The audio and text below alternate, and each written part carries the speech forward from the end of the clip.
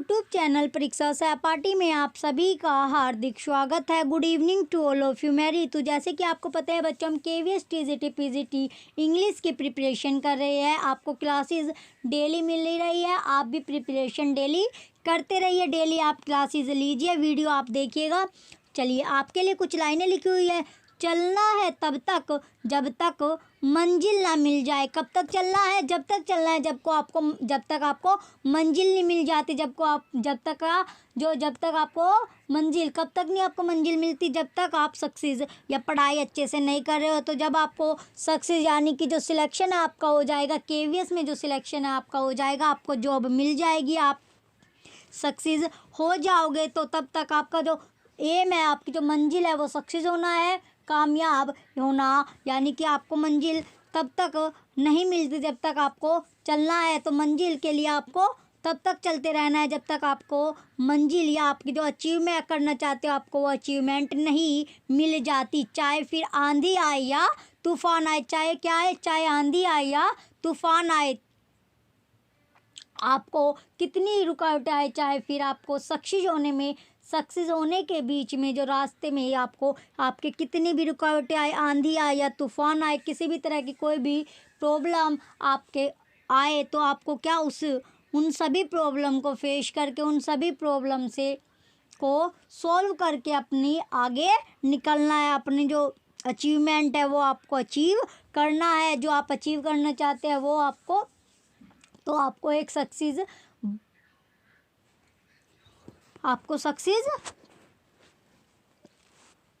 लेनी है, आपको सिलेक्शन लेना है, अपनी मंजिल तक चलते रहना है। जब तक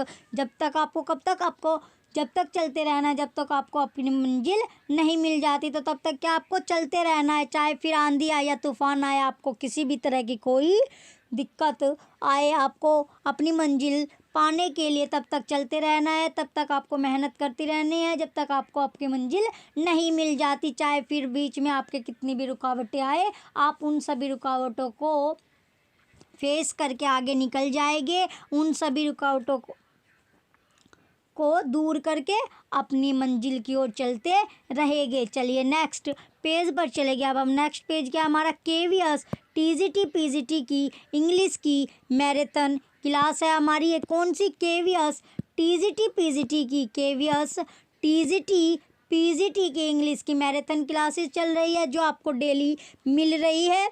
चलिए नेक्स्ट देखेंगे। अब हम नेक्स्ट क्या, हमारा क्लास 8। कौन सी क्लास है हमारी? ये 8th क्लास है।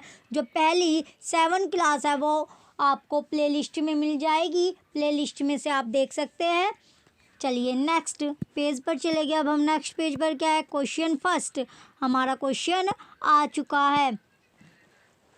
क्वेश्चन फर्स्ट में दिया गया हमारा the phrase negative capability is associated with. The phrase negative capability is associated with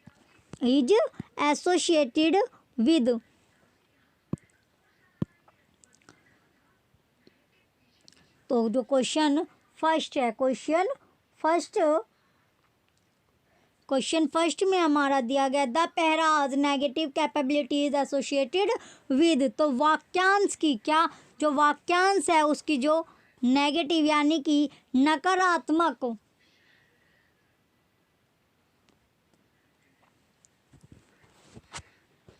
question first में दिया गया वाक्यांश की जो नकारात्मक क्षमता है वो संबंधित है। वाक्यांश नकारात्मक क्षमता संबंधित है। Option A Robert Herrick, option B John Keats, option C S T. Coleridge, option D Robert Browning. तो क्वेश्चन फर्स्ट का जो राइट आंसर होगा हमारा ऑप्शन बी जॉन किट्स, इसका राइट आंसर होगा। जॉन किट्स क्या इसका राइट आंसर होगा। तो वाक्यांश नकारात्मक क्षमता संबंधित है। जॉन किट्स से वाक्यांश की जो नकारात्मक क्षमता है वो संबंधित है। तो क्वेश्चन फर्स्ट का ऑप्शन बी हमारा राइट आंसर है। चलिए नेक्स्ट क्वेश्चन की ओर चले गए। अब हम नेक्स्ट क्वेश्चन क्या है हमारा, क्वेश्चन नंबर 2।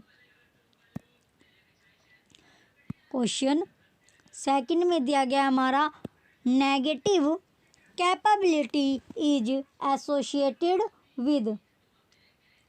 क्वेश्चन सेकंड में दिया गया हमारा negative capability is associated with. Negative जो कैपेबिलिटी है वो एसोसिएटेड है विद।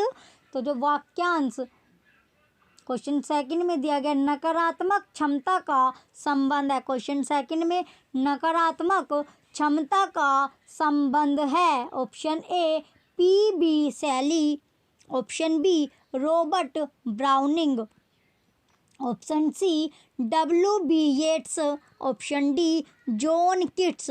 तो जो नकारात्मक क्षमता का संबंध है, जो negative capability is associated with, तो क्वेश्चन सेकंड का ऑप्शन डी जॉन किट्स इसका राइट आंसर होगा। जॉन किट्स क्या हमारा राइट आंसर है। क्वेश्चन सेकंड का ऑप्शन डी जॉन किट्स से क्या जो नकारात्मक क्षमता का जो संबंध है वो जॉन किट्स से है। जॉन किट्स इसका राइट आंसर है। क्वेश्चन सेकंड का ऑप्शन डी हमारा राइट आंसर होगा। चलिए नेक्स्ट क्वेश्चन की ओर चले गए। अब हम नेक्स्ट क्वेश्चन क्या है, question number third. Next question है अब हमारा क्वेश्चन थर्ड। क्वेश्चन थर्ड में क्या दिया गया है, Charles Darwin's origin of species was published in the year. Question third में दिया गया है चार्ल्स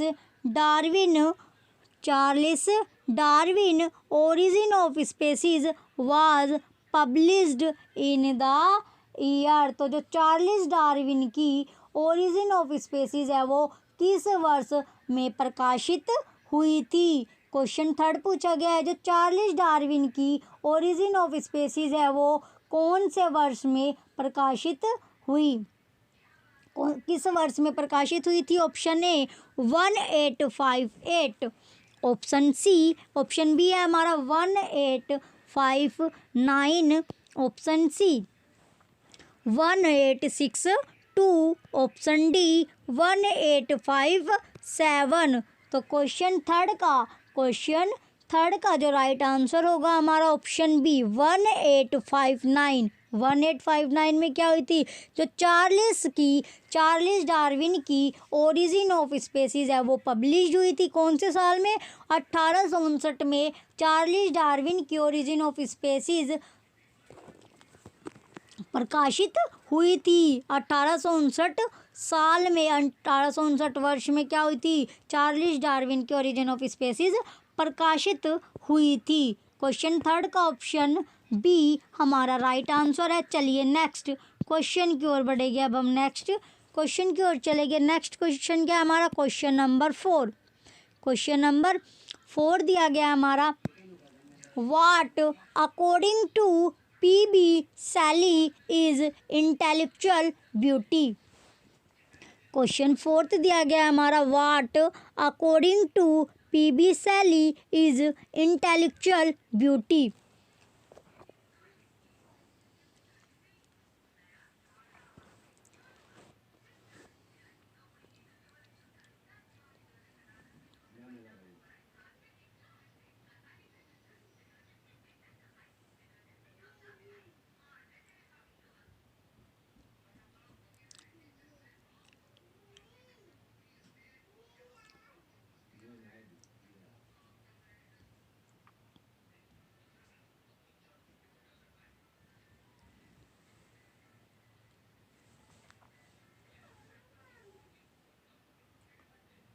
क्वेश्चन 4 है हमारा,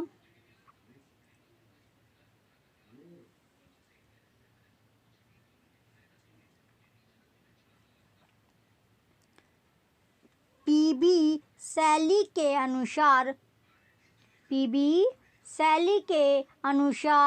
क्या है,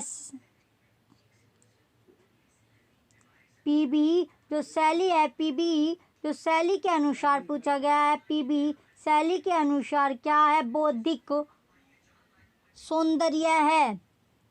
तो व्हाट अकॉर्डिंग टू पी.बी. शैली इज इंटेलेक्चुअल ब्यूटी। तो पी.बी. शैली के अनुसार क्या है, इंटेलेक्चुअल ब्यूटी यानी कि सौंदर्य है, बौद्धिक जो सौंदर्य है। तो बताइए जो पी.बी. शैली के अनुसार बौद्धिक सौंदर्य क्या है। Option A the human mind dreaming, the human mind dreaming, मानव मन सपने देख रहा है।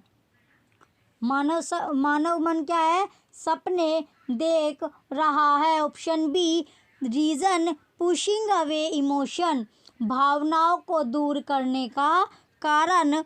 Option C the human mind at work, काम पर मानव दिमाग काम। Option D the human mind solving political problems, तो राजनीतिक समस्याओं को हल करने वाला मानव दिमाग। तो क्वेश्चन फोर्थ का जो राइट आंसर होगा, जो पी शैली के अनुसार बौद्धिक सौंदर्य क्या है? बौद्धिक सौंदर्य क्या है? तो क्वेश्चन फोर का जो राइट आंसर होगा हमारा option A the human mind dreaming, the human mind dreaming. तो मानव मन क्या देख रहा है? सपने देख रहा है। मानव मन सपने देख रहा है। क्वेश्चन 4 का ऑप्शन ए हमारा राइट आंसर है। चलिए नेक्स्ट क्वेश्चन की ओर बढ़ेंगे। अब हम नेक्स्ट क्वेश्चन क्या है हमारा? Question number 5। क्वेश्चन 5 हमारा दिया गया है which poem of William Wordsworth is considered his greatest autobiographical epic. Question 5 में दिया गया है which poem of William Wordsworth is considered his greatest autobiographical epic.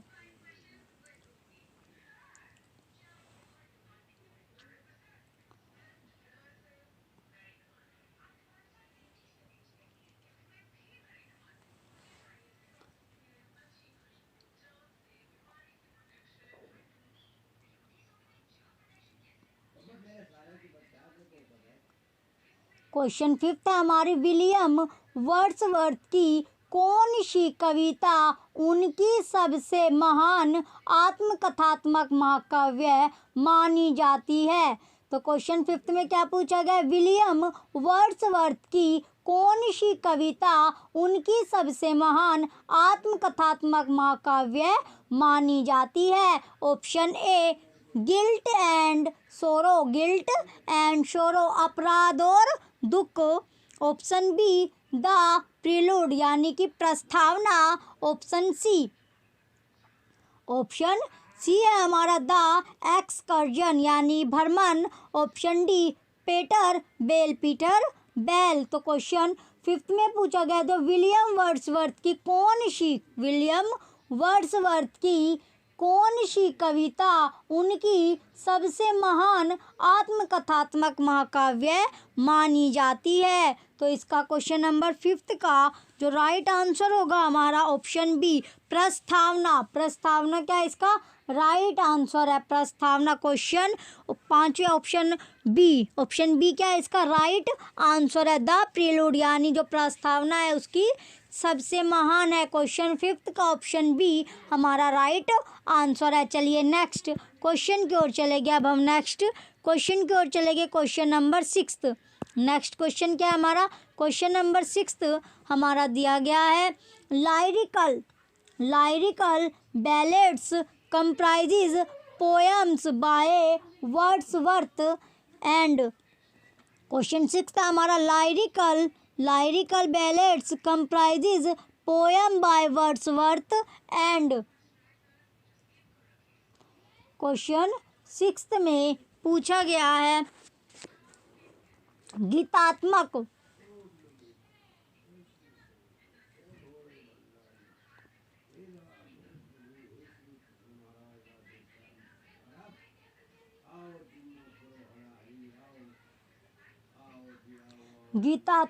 गाथा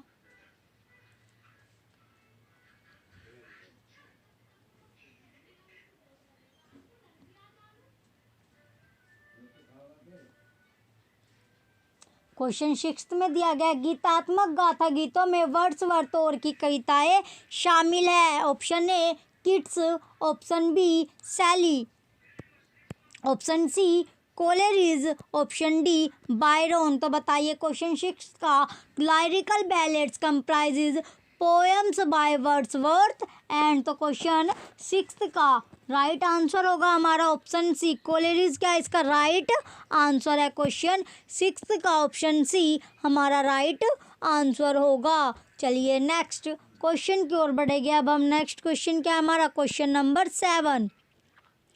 क्वेश्चन 7 दिया गया हमारा। क्वेश्चन 7 में क्या है,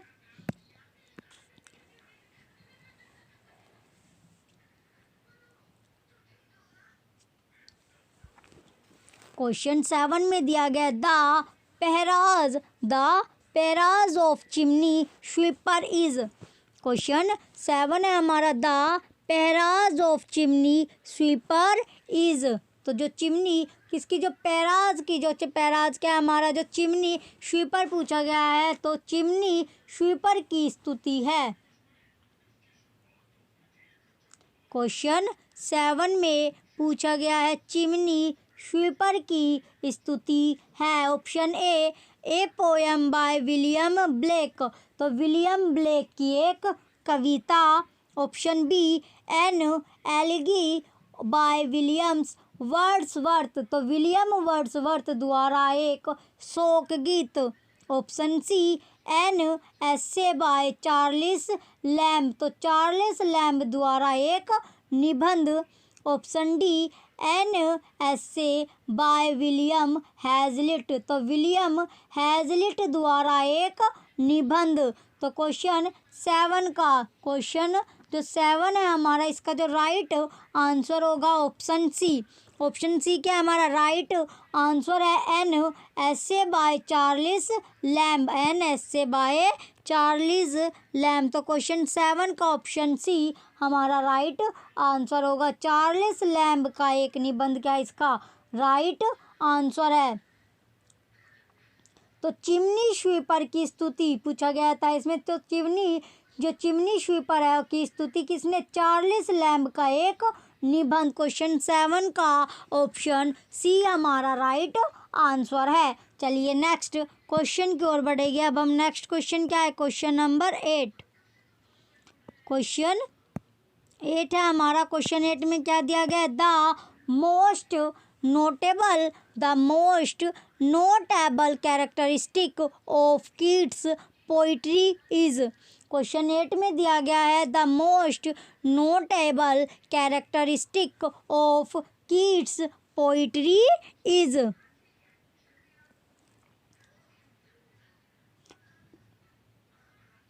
क्वेश्चन 8 में दिया गया कीट्स की कविता की सबसे उल्लेखनीय विशेषता है। क्वेश्चन 8 में क्या दिया गया है, जो कीट्स है, जो कीट्स की कविता की सबसे उल्लेखनीय विशेषता है। Option A satire. Option A क्या है, व्यंग। सटायर यानी व्यंग। ऑप्शन बी सेंसुअलिटी, कामुकता। ऑप्शन सी सेंसियसनेस,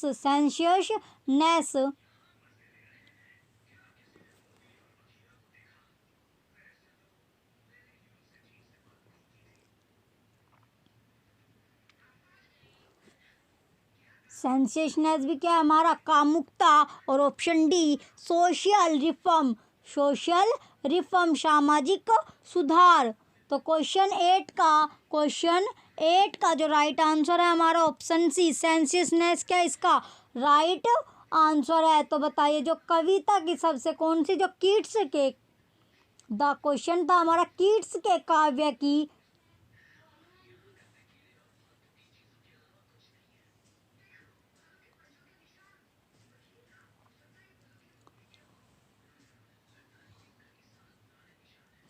कीट्स के काव्य की सर्वाधिक उल्लेखनीय विशेषता।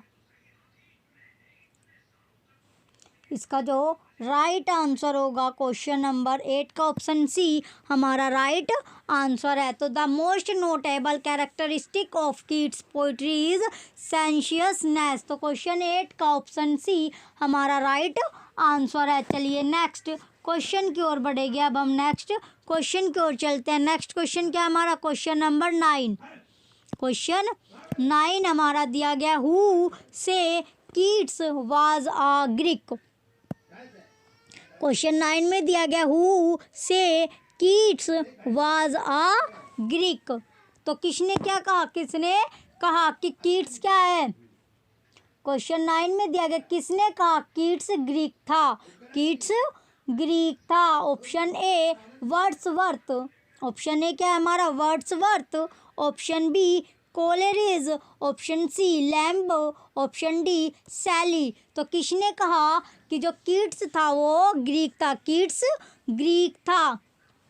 क्वेश्चन 9 का जो राइट आंसर होगा ऑप्शन बी कोलेरिज ने कहा था कि जो कीट्स है वो ग्रीक था। क्वेश्चन 9 का ऑप्शन बी हमारा राइट आंसर है, क्वेश्चन 9 का ऑप्शन बी हमारा राइट आंसर है। चलिए नेक्स्ट क्वेश्चन की ओर चलते हैं। अब हम नेक्स्ट क्वेश्चन देखेंगे। नेक्स्ट क्वेश्चन क्या है, क्वेश्चन नंबर 10।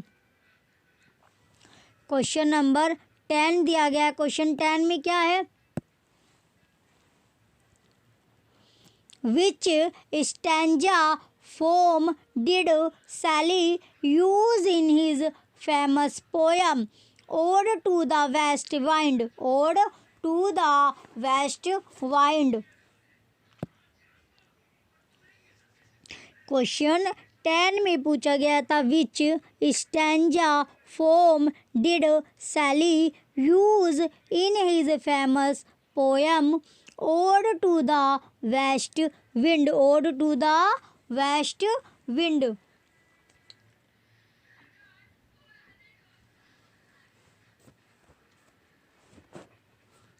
क्वेश्चन 10 में पूछा गया है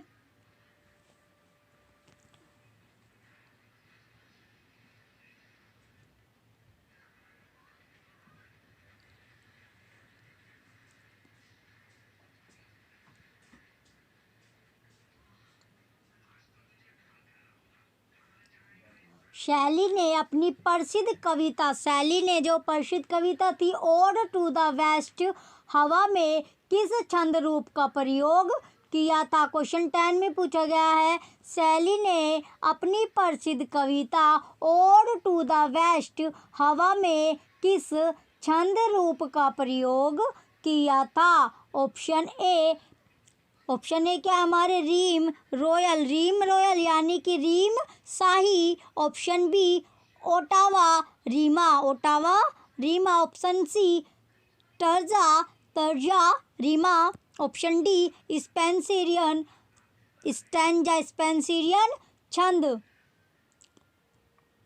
तो क्वेश्चन जो 10 है हमारा, इसका जो राइट आंसर होगा ऑप्शन सी तर्जा रीमा, इसका राइट आंसर है तर्जा रीमा, इसका राइट आंसर होगा। क्वेश्चन 10 का ऑप्शन सी हमारा राइट आंसर है। तो शैली ने अपनी प्रसिद्ध कविता ode to the west wind, ode to the west wind, ode to the west wind में किस छंद का, तर्जा रीमा छंद का प्रयोग किया था। स्टैंजा में तर्जा रीमा जो स्टैंजा का प्रयोग किया था। तो क्वेश्चन 10 का ऑप्शन सी हमारा राइट आंसर है। चलिए नेक्स्ट क्वेश्चन की ओर बढ़ेंगे। अब हम नेक्स्ट क्वेश्चन क्या हमारा, क्वेश्चन नंबर 11।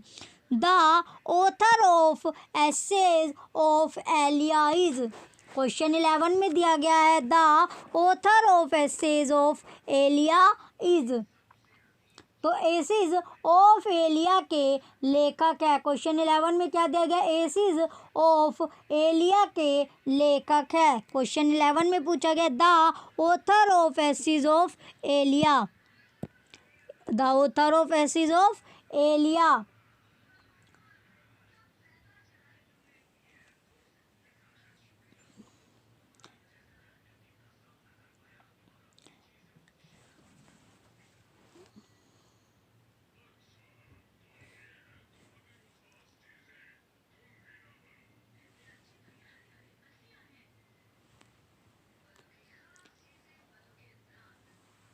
तो एसिज ऑफ एलिया के लेखक पूछा गया है। Option A Francis Bacon, Francis Bacon. Option B William Hazlitt. Option C Charles Lamb. Option D H G Wells. तो क्वेश्चन 11 का, क्वेश्चन 11 का जो राइट आंसर होगा ऑप्शन सी चार्ल्स लैम्ब इसका राइट आंसर होगा। क्वेश्चन 11 का ऑप्शन सी चार्ल्स लैम्ब हमारा right answer है। तो जो एसिस ऑफ एलिया के जो लेखक है, जो ऑथर है, वो कौन है? Charles lamb. क्वेश्चन 11 का ऑप्शन सी हमारा राइट आंसर है। चलिए नेक्स्ट क्वेश्चन की ओर बढ़ेंगे। अब हम नेक्स्ट क्वेश्चन की ओर चलते हैं। नेक्स्ट क्वेश्चन क्या है हमारा? Question number 12। क्वेश्चन 12 दिया गया है बिलोंग।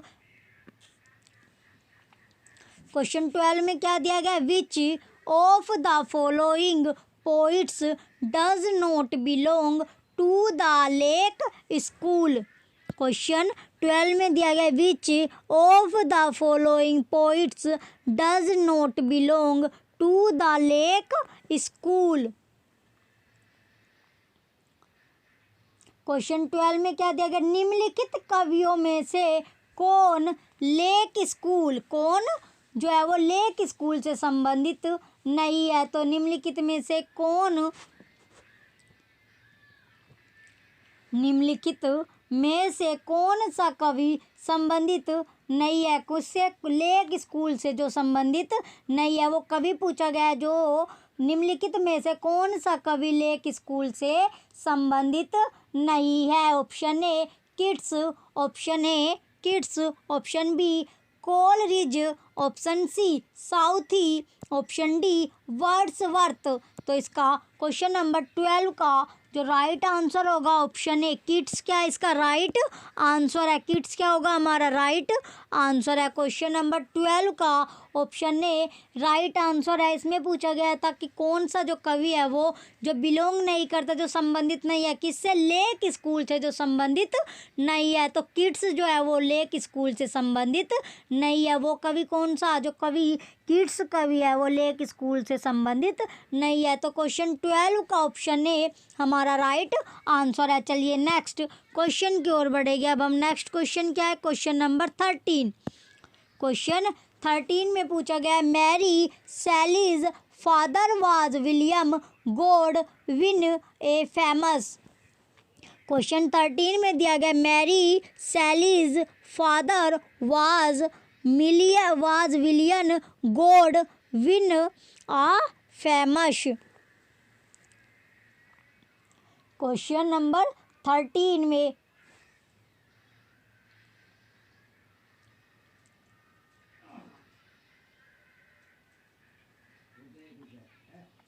जो मैरी सैली के पिता विलियम गॉडविन थे, जो एक प्रसिद्ध, तो वे क्या थे? जो मैरी सैली का पिता विलियम गॉडविन थे, वो जो एक प्रसिद्ध क्या थे वे? ऑप्शन ए फिजिशियन यानी चिकित्सक, ऑप्शन बी स्पिरिचुअल लीडर आध्यात्मिक नेता, option C poet and सैटिरिस्ट।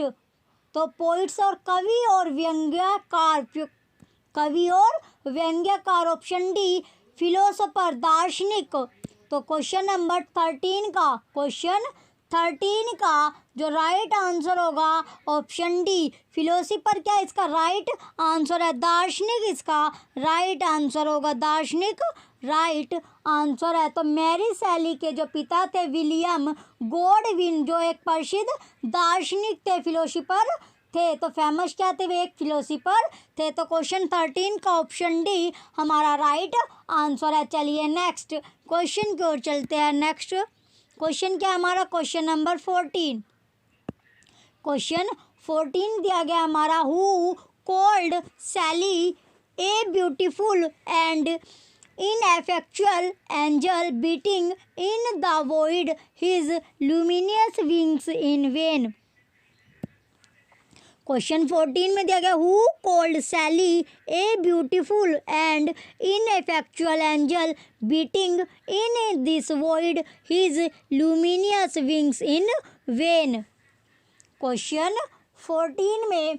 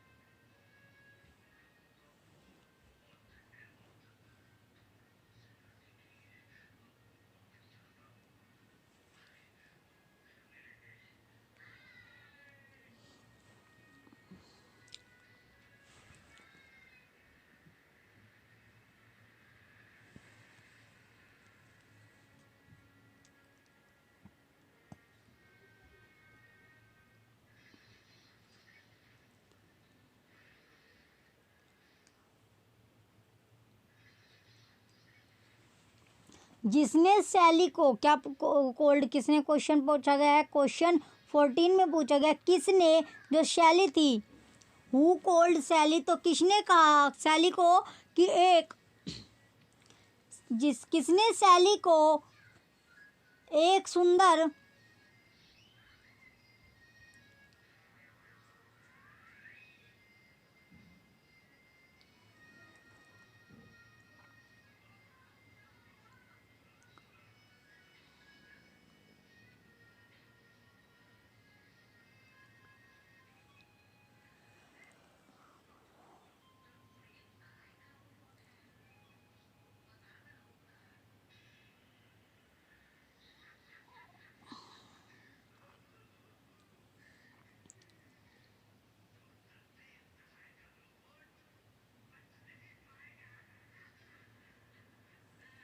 Question 14 में पूछा गया हु कोल्ड सैली, तो सैली को क्या कहा गया, एक ब्यूटीफुल और इन इफेक्चुअल एंजल, परी कहा गया, एक परी कहा गया। तो हु कोल्ड सैली, तो सैली को किसने कहा गया, अपने में शून्य में एक धड़कती सुंदर और निष्प्रभावी परी, यानी जो चमकदार पंखों वाली, क्या कहा गया, option A Walter Pater, option A Walter Pater. तो किसने कहा था कि जो सैली, तो सैली को क्या कहा गया था, एक ब्यूटीफुल और ineffectual angel beating in the void is luminous, चमकदार पंखों।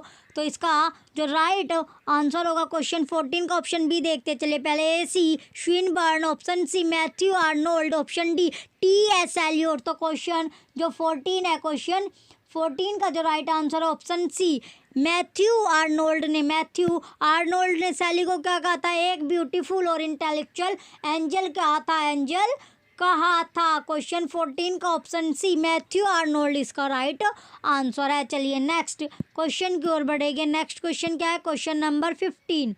क्वेश्चन नंबर 15 है what caused John Keats death. Question 15 में दिया गया what's caused John Keats death.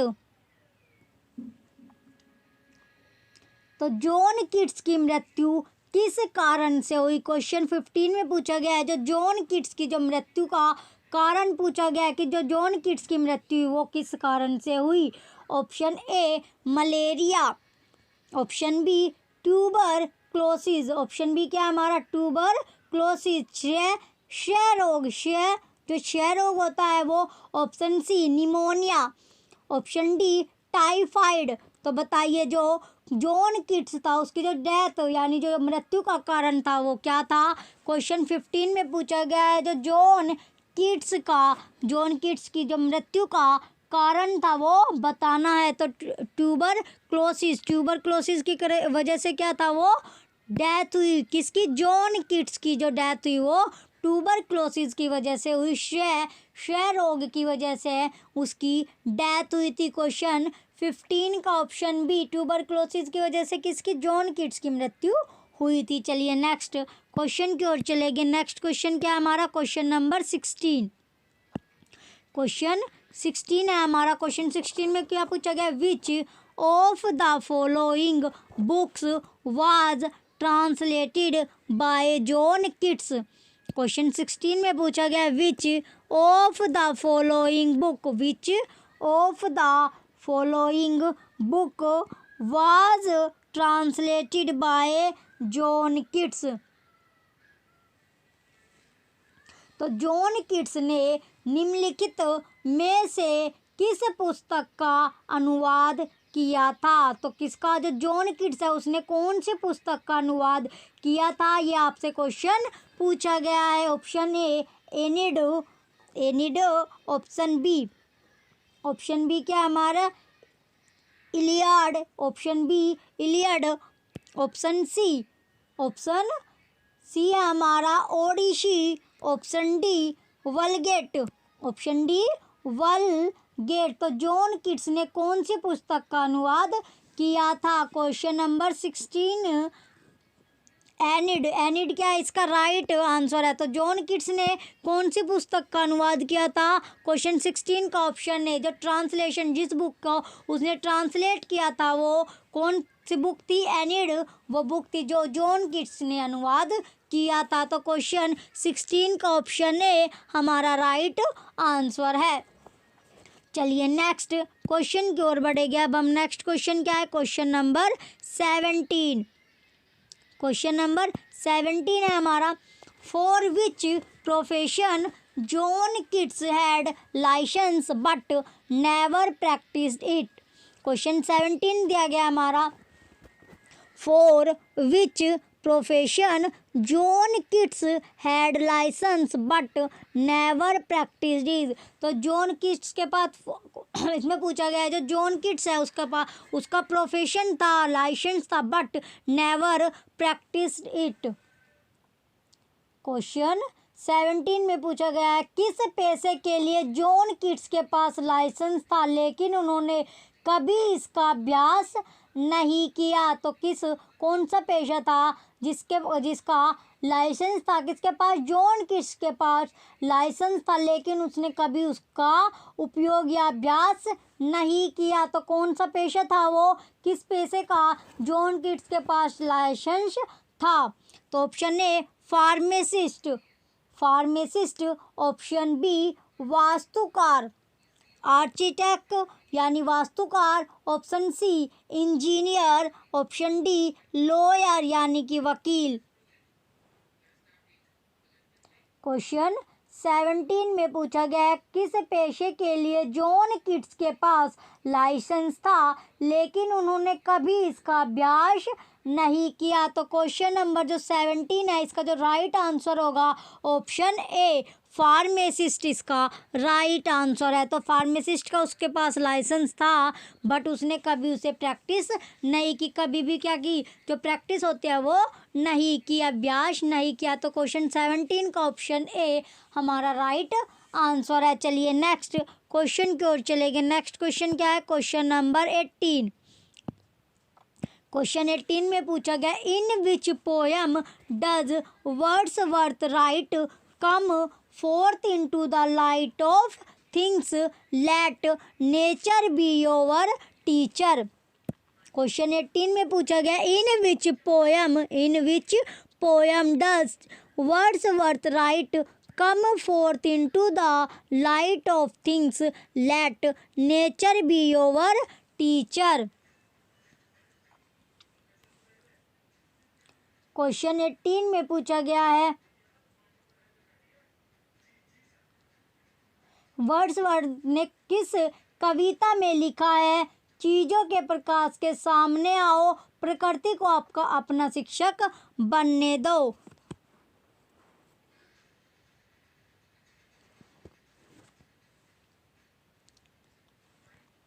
Option A क्या हमारा? The tables turned, the tables turned. Option B the world is too much with us, तो दुनिया हमारे साथ बहुत अधिक है। Option C I wandered lonely as a cloud, तो मैं एक बादल के रूप में अकेला भटक गया। Option D the solitary wrapper.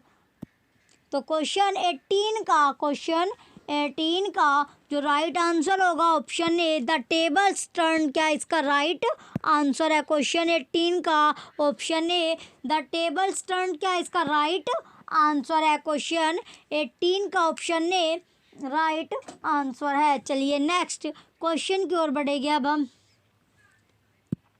Next question क्या है? Question number 19।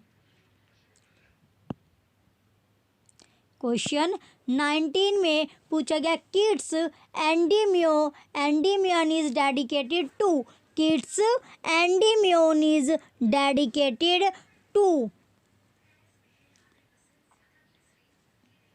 जो किड्स का एंडीमियन समर्पित है, जो किड्स का एंडीमियन है वो समर्पित है, किसे समर्पित है? Option A Leigh Hunt, option B Milton, option C Shakespeare, option D Thomas Chatterton. Chatterton, तो थॉमस चैटरटन तो क्वेश्चन 19 में पूछा गया। किट्स का एंडीमियन समर्पित है, तो किसे समर्पित है? किट्स का जो एंडीमियन है वो समर्पित है, डेडिकेट है। तो क्वेश्चन 19 का जो राइट आंसर है ऑप्शन डी, थॉमस चैटरटन को समर्पित है, डेडिकेट है। Keats Endymion is dedicated to Thomas Chatterton, तो किट्स का जो एंडीमियन समर्पित है वो थॉमस चैटरमैन को है। क्वेश्चन 19 का ऑप्शन डी हमारा राइट आंसर है। चलिए नेक्स्ट क्वेश्चन की ओर चले गए। अब हम नेक्स्ट क्वेश्चन क्या है? क्वेश्चन 20। क्वेश्चन 20 में पूछा गया है, for a handful of silver he left us, this line of Browning has a reference to. Question 20 में पूछा गया, for a handful of silver he left us, this line of Browning has a reference to.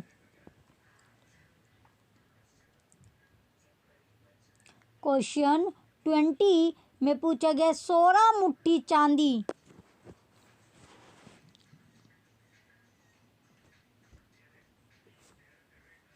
Question 20 में क्या पूछा गया? For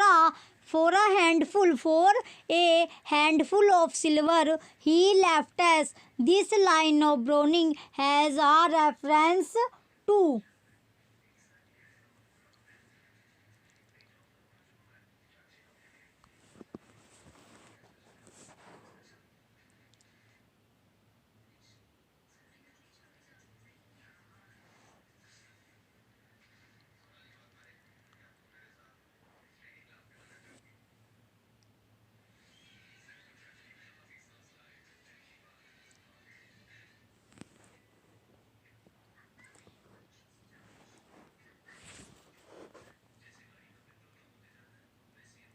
तो जो इस ब्राउनिंग की इस पंक्ति का संदर्भ पूछा गया है,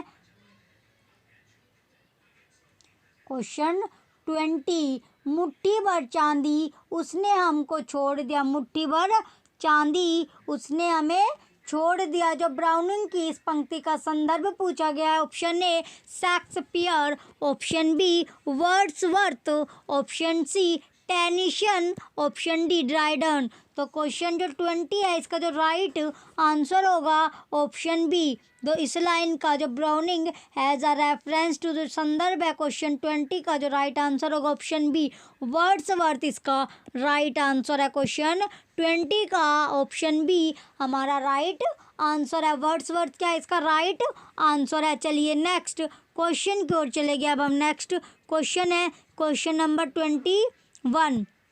क्वेश्चन 21 दिया गया, ड्यूरिंग हिज, क्वेश्चन 21 में क्या दिया गया? During his visit to France Wordsworth fell in love with a girl named. Question 21 में दिया गया, during his visit to France, during his visit to France Wordsworth fell in love with a girl named.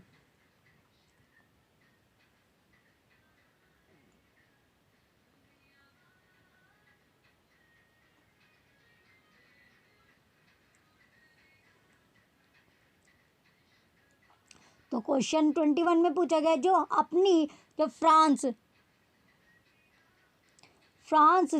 France यात्रा के दौरान जो Wordsworth था, Wordsworth को कौन से नाम की एक लड़की से प्यार हुआ। जो क्वेश्चन 21 में पूछा गया है जब उसने फ्रांस की जो फ्रांस की यात्रा के दौरान पूछा गया जो वर्ड्सवर्थ था उसको किस नाम की लड़की से प्यार हो गया। Option A Catherine, option B Mary Hutchinson, option C Annette Vallon, option D Simon Lee. तो क्वेश्चन 21 का जो राइट आंसर होगा ऑप्शन सी। ऑप्शन सी क्या हमारा एनेट वेलेन इसका राइट आंसर है। क्वेश्चन नंबर 21 का ऑप्शन सी एनेट वेलेन नाम की वो लड़की थी, उसका नाम क्या था? एनेट वेलेन, जो किसे? वर्ड्सवर्थ को, जिससे प्यार हुआ था during his visit to France, जो अब अपनी फ्रांस की यात्रा वो कर रहा था। उस दौरान उसे वर्ड्सवर्थ को एनिट वेलन लड़की के नाम से, जो एनिट वेलन लड़की थी, उससे प्यार हुआ। तो क्वेश्चन नंबर 21 का ऑप्शन सी हमारा राइट आंसर है। चलिए नेक्स्ट क्वेश्चन की ओर चलते हैं। अब हम नेक्स्ट क्वेश्चन क्या है हमारा, क्वेश्चन नंबर 22। क्वेश्चन 22 में पूछा गया every great poet is a teacher are the words of. Question 22 में पूछा गया है every great poet is a teacher are the words of. Are the words of, तो प्रत्येक महान कवि शिक्षक होता है, यह कथन है। तो यह कथन किसका है, जो क्या कथन, जो प्रत्येक, जो एक हर जो महान व्यक्ति, जो प्रत्येक हर महान कवि शिक्षक होता है या प्रत्येक महान कवि शिक्षक होता है। Option A Shelley, option B Keats, option C Byron, option C D Wordsworth. तो जो every great poet is a teacher, जो प्रत्येक जो कवि होता है वो एक शिक्षक, एक कहाँ, जो प्रत्येक कवि होता है वो एक महान टीचर होता है। एवरी ग्रेट पोइट, तो एवरी जो महान कवि होता है, प्रत्येक महान कवि एक शिक्षक होता है, यह कथन है। ये शब्द जो है वो किसके हैं। क्वेश्चन नंबर 22 का ऑप्शन डी हमारा राइट आंसर है, वर्ड्सवर्थ। वर्ड्सवर्थ के क्या वर्ड्स है, वर्ड्सवर्थ ने कहा है, ये शब्द है कि जो एवरी, जो प्रत्येक महान कवि एक शिक्षक होता है। तो क्वेश्चन 22 का ऑप्शन डी हमारा राइट आंसर है। चलिए नेक्स्ट क्वेश्चन की ओर बढ़ेंगे। नेक्स्ट क्वेश्चन है क्वेश्चन नंबर 23। क्वेश्चन 23 हमारा दिया गया है select from the following the name of the author on whose grave the words he choose himself are curved. Here is one whose name is written in water. Question 23 में दिया गया select from the following the name of the author on whose grave the words he chose himself are carved. Here is one whose name is written in water.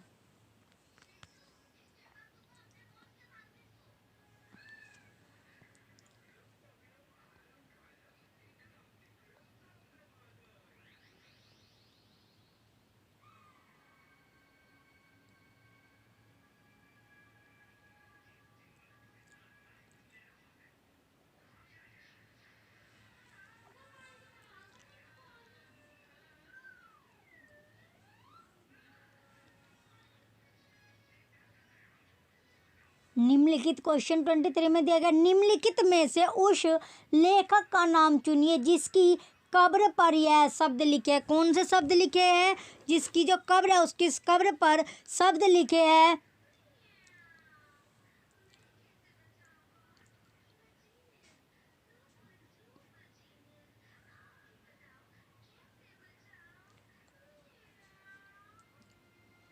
वह कौन से शब्द लिखे हैं, वह खुद चुनता है, खुदी हुई है। यहाँ एक है जिसका नाम पानी में लिखा है, तो वो कौन है। Option A Keats, option B Byron, option C Milton, option D Swinburne. तो क्वेश्चन जो 23 है इसका जो राइट आंसर हो, जो किसने लिखा क्वेश्चन 23 का ऑप्शन ए किट्स। किट्स क्या है हमारा राइट आंसर है। क्वेश्चन 23 का ऑप्शन ए किड्स इसका राइट आंसर होगा। क्वेश्चन 23 का ऑप्शन ए हमारा राइट आंसर है। चलिए नेक्स्ट क्वेश्चन की ओर बढ़ेंगे। अब हम नेक्स्ट क्वेश्चन क्या है, क्वेश्चन नंबर 24। क्वेश्चन 24 में दिया गया who has said it one impulse from a vernal wood may teach you more of man of moral evil and of good than all the sages can. Question 24 में दिया गया who said it one impulse from a vernal wood may teach you more of man of moral evil and good then all the sages can.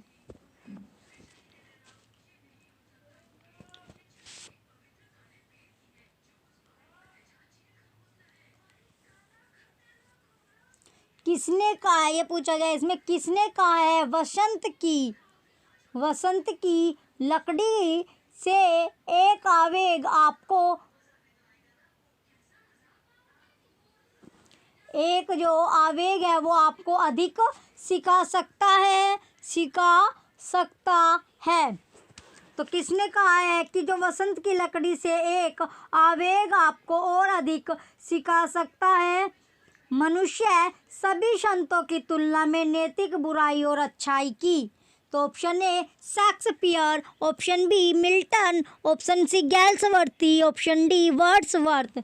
तो जो question है हमारा 24, इसका जो right answer होगा ऑप्शन डी वर्ड्सवर्थ इसका right answer है। किसने कहा था? वर्ड्सवर्थ ने कहा था। क्वेश्चन 24 का ऑप्शन डी हमारा राइट आंसर है। चलिए नेक्स्ट क्वेश्चन की ओर चलते हैं। अब हम नेक्स्ट क्वेश्चन क्या है? Question number 25। क्वेश्चन 25 में क्या दिया गया? Name the poem from which the following words have been quoted. The gods approve the depth and note the tumult of the soul. Question 25 में दिया गया name the poem from which of the following words have been quoted. The gods approve the depth and note the tumult of the soul. Question 25 में पूछा गया है उस कविता का नाम बताइए जिससे निम्नलिखित शब्द उद्धृत किए गए हैं। द देवता गहराई को स्वीकार करते हैं, आत्मा के कोलाहल को नहीं। तो ऑप्शन ए क्या है हमारा? The world is too much with us. तो विश्व हमारे साथ बहुत अधिक है। Option B the tables turned. Option B ode to duty. Option D Laodamia. तो इसका जो राइट आंसर होगा क्वेश्चन नंबर 25 का ऑप्शन डी लॉर्ड एमिया क्या है इसका राइट आंसर है। तो कौन सी पोएम है वो? लॉर्ड एमिया। क्वेश्चन 25 का ऑप्शन ए, ऑप्शन डी। क्वेश्चन 25 का ऑप्शन डी हमारा राइट आंसर है। चलिए नेक्स्ट क्वेश्चन की ओर चले गए। अब हम नेक्स्ट क्वेश्चन क्या है हमारा? Question number 26। क्वेश्चन 26 में क्या दिया गया? When did the first edition of lyrical ballads appear. Question 26 है when did the first edition of lyrical ballads appear. Question जो 26 में पूछा गया है लिरिकल बैलेड्स का पहला संस्करण कब सामने आया? तो जो लिरिकल बैलेड्स का जो पहला संस्करण था वो कब सामने आया? Option A 1698, option B 1798, option C 1898, option D 1794। तो कब जो संस्करण था, जो एडिशन था वो कब सामने आया? लिरिकल बैलेड्स का जो संस्करण था वो कब सामने आया? क्वेश्चन 26 का ऑप्शन बी 1798 में 1798 में सामने आया। तो क्वेश्चन 26 का ऑप्शन बी हमारा राइट आंसर होगा। चलिए नेक्स्ट क्वेश्चन की ओर बढ़ेंगे। अब हम नेक्स्ट क्वेश्चन क्या है हमारा? Question number 27। क्वेश्चन 27 में दिया गया when was lamb boom. When was lamb boom. Question 27 में पूछा गया है व्हेन वाज लैम्ब बूम।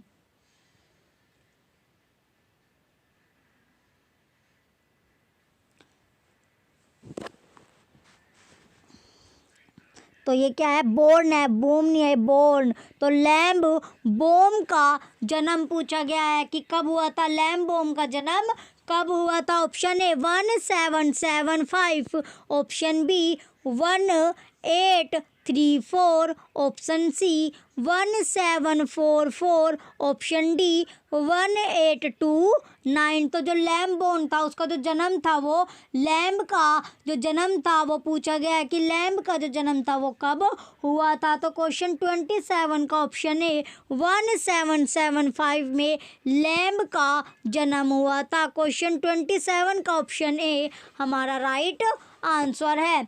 चलिए नेक्स्ट क्वेश्चन की ओर बढ़ेंगे। नेक्स्ट क्वेश्चन क्या है? Question number 28। क्वेश्चन 28 में क्या पूछा गया? विच pseudonym was adopted by Lamb for his essays। तो क्वेश्चन 28 में पूछा गया विच pseudonym was adopted by Lamb for his essays। तो क्वेश्चन जो 28 है हमारा, इसमें पूछा गया है लैम्ब ने अपने निबंधों के लिए कौन सा छद्म नाम अपनाया था? कौन सा? Option A Elia, option A Elia, option B Charles, option C Lamb, option D none of these. तो जो क्वेश्चन है हमारा 28, इसका जो राइट आंसर है हमारा ऑप्शन ए एलिया। क्या इसका राइट आंसर है? क्वेश्चन 28 का ऑप्शन ए क्या हमारा राइट आंसर है। तो जो लैम्ब था उसने क्या अडॉप्ट किया था? एलिया। विच या क्वेश्चन 28 का जो ऑप्शन है हमारा राइट आंसर है। चलिए नेक्स्ट क्वेश्चन की ओर बढ़ेंगे। नेक्स्ट क्वेश्चन है क्वेश्चन नंबर 29। क्वेश्चन 29 पूछा गया। क्वेश्चन 29 में क्या दिया गया? विच of the following is not a work of lamb. Question 29 में दिया गया विच of the following is not a work by lamb. तो कौन सा काम है जो लैम्ब के द्वारा नहीं है? तो निम्नलिखित में से कौन सा कार्य है, कौन सा काम लैम्ब का नहीं है? तो निम्नलिखित में से कौन सा काम जो है लैम्ब का नहीं है? Option A John Woodvil, option B the old familiar faces, option C Hester, option D Lalla Rookh. तो जो क्वेश्चन है हमारा 29, इसका जो राइट आंसर होगा option D Lalla Rookh. Lalla रुक क्या है? इसका राइट आंसर है। लल्ला रुक क्या है? जो ये कार्य है ये लैम्ब का नहीं है। तो क्वेश्चन 29 का ऑप्शन डी हमारा राइट आंसर होगा। चलिए नेक्स्ट क्वेश्चन की ओर बढ़ेंगे। नेक्स्ट क्वेश्चन क्या है हमारा? Question number 30। ये हमारा लास्ट क्वेश्चन बचता है। आज की जो मैराथन क्लास है उसका ये लास्ट क्वेश्चन है। तो क्वेश्चन क्या है हमारा? How much acts are there in Shelley's lyrical drama Prometheus Unbound. Question 30 क्या है हमारा? How many acts are there in Shelley's lyrical drama Prometheus unbound.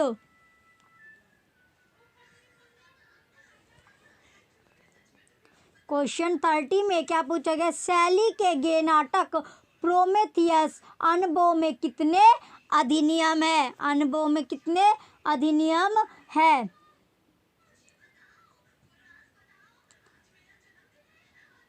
तो बताइए जो शैली का जो नाटक था उसमें कितने अनबाउंड में कितने एक्ट पूछा गया? इसमें option A 1, option B 3, option C 4, option D 5। तो हाउ मैनी एक्ट्स, कितने एक्ट थे? किसमें? जो शैली का लाइरिकल ड्रामा जो नाटक था प्रोमीथियस अनबाउंड, उसमें कितने एक्ट पूछा गया है? तो क्वेश्चन 30 का जो राइट आंसर होगा हमारा ऑप्शन सी 4 एक्ट थे। कितने एक्ट थे? 4। क्वेश्चन 30 का ऑप्शन सी 4 कितने? 4 एक्ट थे। 4 एक्ट थे। तो ड्रामा जो था कौन सा? प्रोमीथियस अनबाउंड जो ड्रामा था शैली का उसमें 4 एक्ट थे। तो क्वेश्चन 30 का ऑप्शन सी 4 क्या है इसका राइट आंसर है? 4 क्या होगा इसका राइट आंसर है।